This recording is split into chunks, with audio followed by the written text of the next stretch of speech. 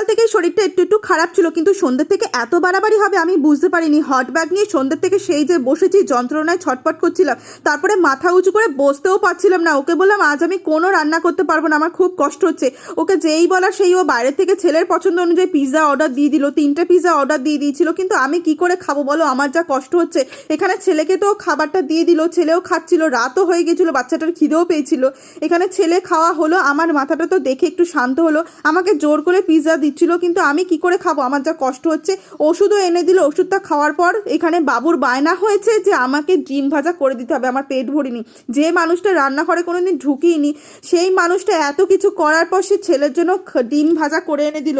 আমার কপালটা সত্যিই খুব ভালো। ওই জন্যই বলে যে ভগবান ভাগ্য করে মানুষ পাঠায় কারোর জীবনে। তারপর এখানে জোর করে আমাকেও ডিম ভাজা খাওয়াচ্ছিল, খাওয়ানোর পর ছেলেকে শোয়ালো, মশারি টাঙালো, সমস্ত কাজ ওই করেছিল।